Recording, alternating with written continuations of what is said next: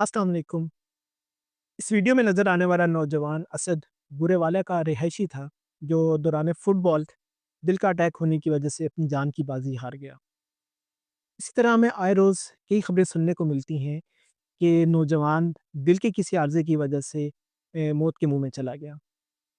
इसके अलावा रिसेंटली हमने देखा कि बांग्लादेशी क्रिकेट प्लेयर तमीम इकबाल को दौरान मैच दिल का अटैक हुआ और फिर उनको स्टेंट डालना पड़ा। इसी तरह पाकिस्तानी प्लेयर आबिद अली को भी दौरान मैच दिल का अटैक हुआ और उनको फिर स्टंट डालना पड़ा। पहले हम सुनते थे, सालों में कोई एक बात ऐसे सुनने को मिलती थी कि किसी नौजवान आदमी की दिल के मर्ज़ की वजह से मौत वाक़ई हो गई। लेकिन अब ये खबरें बहुत ज़्यादा आम हो गई हैं। तकरीबन हर हफ़्ते ही हमें सोशल मीडिया के थ्रू या अपने इर्द-गिर्द से ऐसी खबर सुनने को मिलती है कि नौजवानी में किसी मरीज़ को दिल का अर्ज़ा हुआ और जान की बाज़ी हार गया। मेरा नाम है डॉक्टर अज़हर और मैं माहिर अमराज़ क़ल्ब हूँ। ये हकीकी बात है कि नौजवानों में दिल की जो बीमारियाँ हैं उनकी शरह में एक परेशान-कुन हद तक रिसेंटली इज़ाफ़ा हुआ है। अपनी क्लिनिकल प्रैक्टिस में मैंने देखा कि 18 से 19 साल के नौजवानों को भी अब दिल का अटैक होता है और उन्हें शरेआनों में स्टंट डालने की ज़रूरत पेश आती है। वैसे क्या अवामिल हैं जिनकी वजह से नौजवानों में दिल की अमवात बढ़ रही हैं और वो क्या तरीके हैं या टेस्ट हैं जिनको करके हम अपनी दिल की सेहत के मुतल्लिक जान सकते हैं, ये हम आज की वीडियो में देखेंगे। नौजवानों में दिल की अमवात की बड़ी वजह जिसे हम इंग्लिश में सडन कार्डिक डेथ कहते हैं वो है। सडन कार्डिक डेथ में क्या होता है कि दिल किसी वजह से काम करना एकदम छोड़ देता है और उसकी वजह से इंसान की मौत वाक़ई हो सकती है। सडन कार्डिक डेथ के अवामिल का जानना इंतहाई ज़रूरी है, क्योंकि अगर बरवक़्त तशख़ीस की जाए तो हम बहुत सारे लोगों को बचा सकते हैं। तो आएँ इस वीडियो में हम देखते हैं कि वो कौन से अवामिल हैं या कौन सी वजूहात हैं जिनकी वजह से सडन कार्डिक डेथ होती है। कौन-कौन सी अलामात हैं जो कि इस तरफ इशारा करती हैं कि किसी बंदे में सडन कार्डिक डेथ के चांस हैं। फिर हम कौन-कौन से टेस्ट करवा सकते हैं ये देखने के लिए कि किसी बंदे में कितना रिस्क है। खुदा न ख़ास्ता किसी नौजवान की डेथ हो जाए, अगर सडन कार्डिक डेथ हो जाए, तो फिर जो ख़ानदान के बाकी अफ़राद हैं उनमें कौन से टेस्ट करवाने की ज़रूरत पेश आ सकती है। और फिर हम ये देखेंगे कि हम किस तरह अपने आप को इन सारी चीज़ों से बचा सकते हैं। तो चलें शुरू करते हैं। सबसे पहले हम आते हैं सडन कार्डिक डेथ यानी कि दिल की वजह से होने वाली अमवात की वजूहात की तरफ। इन वजूहात को हम मुख्तलिफ़ कैटेगरीज़ में डिवाइड कर सकते हैं। सबसे पहले नंबर पर हमारे पास जो मसला आता है वो आता है दिल के पट्टे का कोई मसला। उसके बीच में जो सबसे कॉमन वजह है उसको हम कहते हैं एचसीएम या हाइपरट्रॉफिक कार्डियोमायोपैथी। हाइपरट्रॉफिक कार्डियोमायोपैथी दिल के पट्टों की बनावट का एक नुक्स होता है। इसके बीच में दिल का एक हिस्सा जो पट्टा होता है वो ज़रूरत से बहुत ज़्यादा मोटा हो जाता है। अमूमी तौर पर ये पट्टा जो है उस जगह का मोटा होना शुरू होता है जहाँ से दिल से खून निकल के दिल की शरियानों की तरफ जाता है। अब होता क्या है कि नॉर्मल हालात के बीच में दिल इस काबिल होता है कि वो इतना खून जितना जिस्म को चाहिए या दिल की शरियानों को चाहिए वो आगे पंप कर सकता है। लेकिन जब एचसीएम के मरीज़ कोई फ़िज़िकल एक्टिविटी करते हैं यानी कि वर्जिश करते हैं या कोई एक्सरसाइज़ करते हैं या कोई एथलेटिक्स वाला काम करते हैं, जिसमें उनकी दिल की रफ़्तार ज़्यादा होती है, या रोज़ा रखते हैं जिससे उसके जिस्म में पानी की कमी होती है, या सिर्फ़ वर्जिश की वज़ह से अगर जिस्म में पानी की कमी होती है, तो दिल ताकत नहीं रहती है कि वो मतलूबा मिकदार में खून को दिल से आगे शरेयानों की तरफ पंप कर सके। जब आगे शरेयानों को खून नहीं मिल पाता, तो वो दिल जो है, दिल का वो हिस्सा काम करना छोड़ देता है और इसकी वजह से अमूमी तौर पे बेहोश या फिर जान जाने का रिस्क भी होता है। तो एचसीएम या हाइपरट्रॉफिक कार्डियोमायोपैथी ख़ास तौर पे एथलीट्स या जो जिम लगाते हैं लोग, उनके लिए एक इंतहाई ख़तरनाक चीज़ है, क्योंकि जब जिम करते हैं या आप एथलेटिक्स करते हैं, तो आपकी दिल की रफ़्तार भी ज़्यादा होती है, पसीना आता है, उसकी वजह से जिस्म में पानी की कमी होती है और ये दोनों चीज़ें मिल के जिस्म में पानी की कमी होना और दिल की रफ़्तार ज़्यादा होना, ये दिल के मैकेनिकल काम को इस तरह अफ़ेक्ट करती है कि आपका जो रिक्वायर्ड अमाउंट खून की होती है वो आगे नहीं पहुँच पाती है और उसकी वजह से खुदा न ख़ास्ता जान जाने का रिस्क जो है वो बढ़ जाता है। तो एचसीएम या हाइपरट्रॉफिक कार्डियोमायोपैथी या हुक्म भी जिसे कहते हैं, वो एक बड़ी वजह है दिल के पट्टों की नौजवानों में अमवात की। इसके बाद इसी तरह दिल के पट्टे की एक और वजह जिसे हम कहते हैं एरिथ्मोजेनिक राइट वेंट्रिकुलर कार्डियोमायोपैथी, वो है। इसके बीच में होता क्या है कि दिल के 2 हिस्से, राइट और लेफ्ट। जो राइट हिस्सा होता है अमूमी तौर के ऊपर, वहाँ पे जो पट्टा होता है उसमें फाइब्रोसिस हो जाती है और उसकी वजह से जो दिल की रफ़्तार होती है, उसको दिल की रफ़्तार को कायम रखने वाला जो निज़ाम होता है वो ख़राब हो जाता है और इसकी वजह से ایب نارمل قسم کا ردم جسے وینٹیکولر ٹیکیکارڈیا یا وینٹیکولر فیبریلیشن کہتے ہیں وہ جنم لیتا ہے۔ جب یہ وینٹیکولر ٹیکیکارڈیا یا وینٹیکولر فیبریلیشن جنم لیتی ہے تو اس کی وجہ سے جو ہارٹ کی پمپنگ ہوتی ہے وہ نہیں ہو پاتی ہے، اور اس کی وجہ سے جب دل خون پمپ نہیں کر پاتا تو بندہ بے ہوش ہو جاتا ہے یا خدا نخواستہ جان جانے کا چانس بھی ہوتا ہے۔ تیسری جو پٹھے کی وجہ سے اموات ہوتی ہیں اس کو ہم نام دیتے ہیں ڈائلیٹڈ کارڈیومایوپیتھی کا۔ یہ عمومی طور پر کسی وائرس کی وجہ سے بھی ہو سکتی ہیں، بعض لوگوں کے بیچ میں خاندانوں کے بیچ میں بیماری چلتی ہے جسے فیملیل ڈائلیٹڈ کارڈیومایوپیتھی کہتے ہیں، وہ ہوتی ہے۔ اس میں پٹھے جو ہوتے ہیں دل کے کمزور ہو جاتے ہیں جس کی وجہ سے دل بڑا ہو جاتا ہے، وہ دل خون پمپ نہیں کر پاتا اور اس کی وجہ سے پھر جان جانے کا خطرہ ہوتا ہے۔ پٹھوں کی وجہ سے تین بڑی امپورٹنٹ وجوہات یعنی کہ H C M hypertrophic cardiomyopathy, arrhythmogenic right ventricular cardiomyopathy اور ڈائلیٹڈ کارڈیومایوپیتھی، یہ تین وجوہات ہیں جس کی وجہ سے جوانوں کے بیچ میں دل کی اموات رونما ہو سکتے ہیں۔ اب یہ تو ہوگی دل کے پٹھے کی وجہ سے وہ نوجوانوں میں اموات کی وجوہات۔ دوسرے نمبر پہ ہمارے پاس آتی ہیں دل کی شریانوں کی بناوٹ کی وجہ سے۔ تو دل کی شریانیں ایسی ہیں اللہ نے بنائی کہ دل کی ایک بڑی شریان ہے جسے ایورٹا کہتے ہیں، اور ایورٹا سے دو شریانیں نکلتی ہیں، لیفٹ سائڈ کے اوپر اور ایک رائٹ سائڈ کے اوپر۔ جو لیفٹ سائڈ والی آرٹری ہے جسے لیفٹ مین اسٹن کہتے ہیں، اس سے آگے دو شریانیں نکلتی ہیں، ان لیفٹ انٹیریئر ڈسینڈنگ آرٹری یا لیفٹ سرکمفلیکس آرٹری کہتے ہیں۔ اور جو رائٹ سائڈ سے ایک شریان نکلتی ہے اسے رائٹ کورونری آرٹری کہتے ہیں۔ اب بعض لوگوں کے بیچ میں ان کی بناوٹ اس طرح سے ہوتی ہے کہ ان کے بیچ میں پیدائشی طور کے اوپر کوئی نہ کوئی خلل ہوتا ہے، جس کی وجہ سے یا تو رائٹ سائڈ والی آرٹری ہے وہ لیفٹ سے نکل رہی ہوتی ہے یا لیفٹ والی آرٹری جو ہے وہ رائٹ سے نکل رہی ہوتی ہے۔ تو جب یہ اپنے نارمل کورس سے کسی اور طرف سے نکلتی ہیں تو چانس یہ ہوتا ہے کہ جب دل کے اوپر کسی قسم کا پریشر آئے گا، یعنی کہ ورزش، ایکسرسائز یا جم لگانا یا کوئی بھی اس طرح کی وجوہات ہوں گی جس سے دل کی رفتار زیادہ ہوگی اور جسم کو خون کی زیادہ ضرورت ہوگی، اس صورتحال میں یہ ریکوائرڈ کوانٹٹی کے بیچ میں خون آگے پمپ نہیں کر پاتے ہیں اور اس کی وجہ سے جان جانے کا خطرہ ہوتا ہے۔ تو اسے ہم کہتے ہیں انوملس کورونری آرٹریز، یعنی کہ خون کی شریانوں کا نارمل جگہ کے علاوہ کسی انوملس یعنی کہ غلط جگہ سے نکلنا۔ تو یہ بھی ایک بہت بڑی وجہ ہے نوجوانوں کے بیچ میں دل کی وجہ سے اموات ہونے کی۔ اس کے علاوہ یہ شریانیں دل میں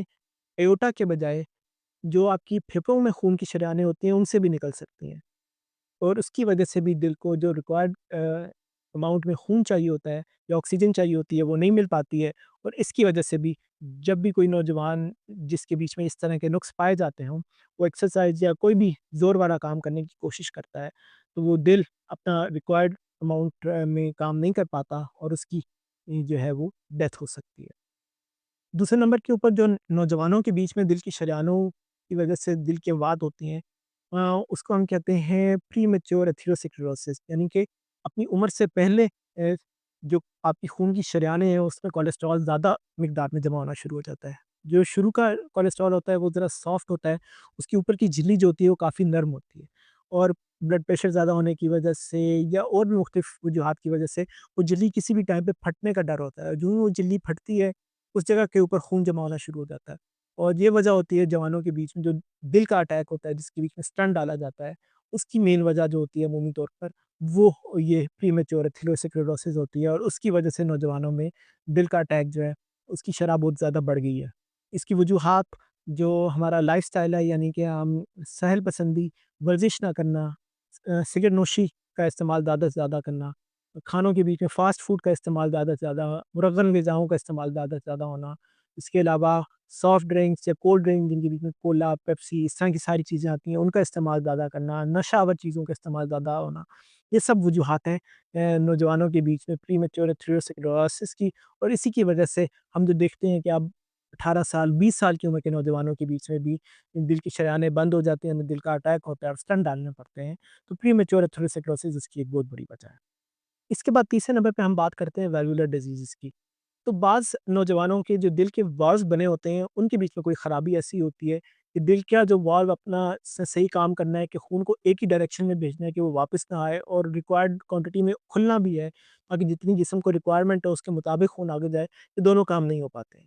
تو اس کے بیچ میں ایک ڈیزیز جسے مائٹرل والو پرولیپس کہتے ہیں، جس میں ہمارے لیفٹ سائڈ کے اوپر لیفٹ ایٹریم اور لیفٹ وینٹریکل کے درمیان میں ایک والو ہوتا ہے جسے مائٹرل والو کہتے ہیں۔ وہ والو ضرورت سے زیادہ پیچھے کی طرف جاتا ہے اور اس کی وجہ سے جو والو ہے وہ لیک زیادہ کرتا ہے، اور اس کے ساتھ ساتھ یہ بھی دیکھا گیا ہے کہ بعض اوقات رفتار کے مسئلے بھی ہوتے ہیں۔ تو مائٹرل لیف فلیٹ پرولیپس بھی جو ہے وہ جوانوں میں دل کی اموات کی ایک وجہ بنتا ہے۔ اس کے علاوہ بچپن میں بعض لوگوں کو جو ایورٹک والو ہوتا ہے اس کی بھی شدید تنگی ہوتی ہے، اور یہ بھی جسم کے اوپر کسی قسم کا اسٹریس آتا ہے تو نوجوانوں میں دل کی اموات کی وجہ بن سکتا ہے۔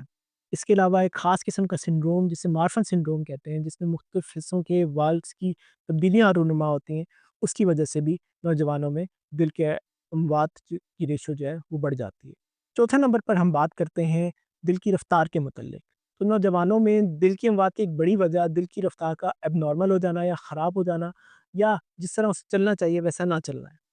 اس کے بیچ میں یہ بھی ہو سکتا ہے کہ کوئی ایب نارمل پاتھ وے ہو جس کی وجہ سے دل کی رفتار جو ہے وہ خراب ہوتی ہو، یا پھر دل کے اندر کچھ ایسے چینلز ہوتے ہیں جن کے بیچ میں کوئی خرابی ہوتی ہے اور اس کی وجہ سے دل کی جو رفتار ہے وہ متاثر ہوتی ہے۔ اس کے بیچ میں جو زیادہ مشہور ہیں وہ WPW یا ولف پارکنسن وائٹ سنڈروم ہے۔ اس کے بیچ میں دل کے کرنٹ کا جو پاتھ وے ہوتا ہے اس کے علاوہ ایک علیحدہ پاتھ وے بھی ہوتا ہے۔ نارملی اللہ نے یہ سسٹم بنایا بڑا ریگولیٹڈ سسٹم ہے کہ کوئی بھی کرنٹ مقررہ مقدار سے زیادہ نہیں جاتا، لیکن جب یہ ایکسٹرا پاتھ وے ہوتا ہے تو اس کے ذریعے ایک کرنٹ جنریٹ کرتا ہے جو کہ پورے دل میں بار بار گھومنا شروع ہو جاتا ہے، اور اس کی وجہ سے دل نے جو نارمل پمپنگ کرنی ہوتی ہے وہ نہیں کر پاتا، اور چانس یہ ہوتا ہے کہ خدا نخواستہ جان چلی جائے گی۔ اسی طرح right ventricular outflow tract ventricular tachycardias نامی ایک بیماری بھی ہوتی ہے۔ اس کے علاوہ چینلز کے بیچ میں جب ہم بات کرتے ہیں تو جو نارملی جسم کے بیچ میں یا دل کے بیچ میں کرنٹ جنریٹ کرنے والا سسٹم ہوتا ہے اس کی خرابی کو ہم چینلوپیتھیز کہتے ہیں، اور اس کے بیچ میں long cutie syndrome, short cutie syndrome اور برگارڈ سنڈروم جیسی چیزیں جو ہیں وہ شامل ہوتی ہیں۔ تو اس طرح دل کی رفتار علیحدہ سے ایک وجہ بن سکتی ہے نوجوانوں میں جان جانے کی۔ آخر میں بات کرتے ہیں ایک انتہائی اہم چیز جسے ہم کہتے ہیں کومیشو کارڈس۔ کومیشو کارڈس پہ کیا ہوتا ہے کہ جب دل کے اوپر کوئی بھی چیز آ کے چھاتی کے اوپر زور سے لگتی ہے تو دل کو کچھ سیکنڈ کے لیے روک دیتی ہے۔ یہ ایسا اسپورٹس کے بیچ میں بہت زیادہ دیکھنے کو ملتا ہے کہ آپ نے کرکٹ فیلڈ کے بیچ میں کسی بندے کو آ کے زور سے چھاتی کے اوپر گیند لگی، یا ٹکر لگی کسی چیز کی، یا ایون روڈ ایکسیڈنٹس کے بیچ میں چھاتی کے اوپر آ کے زور سے اسٹیئرنگ لگا یا کوئی بھی اور چیز آ کے لگی، تو اس دوران دل میں ایک خاص قسم کا وینٹریکولر ٹیکیکارڈیا شروع ہو سکتا ہے جو کہ دل کو روک دیتا ہے اسی ٹائم کے اوپر، اور یہ جو ایتھلیٹس ہیں یا خدا نخواستہ حادثات کی وجہ سے بھی دل کے نارمل ہونے کے باوجود دل کی اموات کی وجہ بن سکتے ہیں۔ تو کومیشو کارڈس کے بیچ میں چھاتی کی وجہ بھی کسی بھی قسم کی زور کا جھٹکا لگے گا تو اس کی وجہ سے دل جو ہے وہ رک سکتا ہے اور نوجوان کی موت واقع ہو سکتی ہے۔ تو اس طرح یہ چند وجوہات ہیں جو کہ نوجوانوں کے بیچ میں دل کا اٹیک ہونے کی یا سڈن کارڈک ڈیتھ کی وجہ بن سکتے ہیں۔ اب وجوہات کے بعد اب ہم آتے ہیں علامات کی طرف۔ تو بدقسمتی سے زیادہ تر لوگوں کے بیچ میں کوئی علامات نہیں ہوتی سڈن کارڈک ڈیتھ سے پہلے۔ تحقیق کے بعد ظاہر کرتی ہے کہ 90% لوگ جن کو سڈن کارڈک ڈیتھ ہوتی ہے ان کو جو علامات ہوتی ہیں وہ صرف 5 منٹ یا اس سے بھی کم کی ہوتی ہیں۔ تو آپ ہر کسی بندے میں علامات کا اندازہ نہیں لگا سکتے، پھر بھی کچھ صورتحال کے بیچ میں کچھ علامات ہو سکتی ہیں، جیسے کہ اگر ویلوولر پیتھالوجی والے لوگ ہیں جن کے ویلو کا مسئلہ ہے ان کو چکر آ سکتے ہیں، بے ہوشی کی کیفیت طاری ہو سکتی ہے۔ اس کے علاوہ جن کی شریانیں غلط جگہ سے نکل رہی ہیں ان کو چھاتی میں درد ہو سکتا ہے۔ تحقیق کے بعد ظاہر کرتی ہے کہ 30 سال سے کم عمر کے نوجوان جو ہیں ان میں عمومی طور پر بے ہوشی کی کیفیت جو ہوتی ہے وہ زیادہ پائی جاتی ہے۔ جو 30 سال سے زیادہ عمر کے لوگ ہوتے ہیں ان میں چھاتی میں جو درد ہے اس کی کیفیت جو ہے وہ زیادہ پائی جاتی ہے۔ تو ہر دفعہ علامات کا پہلے سے پتہ ہونا سڈن کارڈک ڈیتھ کے مریضوں کے بیچ میں ممکن نہیں ہوتا، تاہم کچھ علامات جن کے بیچ میں چھاتی میں درد رہنا، خاص طور پر کوئی ایکٹیویٹی کرنے کے بعد وہ زیادہ کامن پایا جاتا ہے، یا پھر کوئی بھی مشقت والا کام کرنے کے بعد چکر آنا یا بے ہوشی کی کیفیت طاری ہونا یا بے ہوش ہو جانا، ایسے جو مریض ہیں ان میں سڈن کارڈک ڈیتھ کا چانس جو ہے وہ زیادہ ہوتا ہے۔ ایسا بھی ہو سکتا ہے کہ ان کا سانس زیادہ پھولتا ہو، تو یہ کچھ ایک علامات ہیں۔ اس کے علاوہ دل کی رفتار ایک دم تیز محسوس ہوتی ہو بیٹھے بیٹھے، یا دل کی رفتار ایک دم سست ہو جاتی ہو، تو یہ ساری علامات بھی ہو سکتی ہیں کہ کسی مریض کے بیچ میں سڈن کارڈک ڈیتھ کا جو چانس ہے وہ بڑھا دیتی ہیں اس کو۔ اب سوال یہ پیدا ہوتا ہے کہ اگر کوئی علامات ایسی نہیں ہیں تو کیا کوئی ایسا ٹیسٹ ہے جس کے اوپر ہم یہ فیصلہ کر سکیں کہ کسی مریض کو سڈن کارڈک ڈیتھ کا رسک ہے یا نہیں؟ تو بدقسمتی سے ایسا کوئی ٹیسٹ بھی نہیں ہے جس کے اوپر ہم یہ فیصلہ کر سکیں کہ مریض کو سڈن کارڈک ڈیتھ کا رسک 100% ہے یا نہیں ہے۔ اب اس کو جانچنے کے لیے مختلف قسم کے طریقے اپنائے جاتے ہیں، ان میں سب سے زیادہ ضروری مریض کی ہسٹری ہے کہ میں مریض سے یہ دریافت کیا جاتا ہے کیا کیا اس کو چھاتی میں درد تو نہیں ہوتا، یا اس کا بلڈ پریشر زیادہ تو نہیں رہتا، یا کبھی بے ہوشی طاری تو نہیں ہوئی ہے، دل کی رفتار میں کوئی خرابی محسوس تو نہیں ہوئی ہے۔ یا پھر دوسرے نمبر پہ جو سب سے زیادہ امپورٹنٹ چیز آتی ہے کہ خاندان میں اس طرح کی کوئی بیماری پائی تو نہیں جاتی ہے، خاندان میں جوانی میں لوگوں کی بات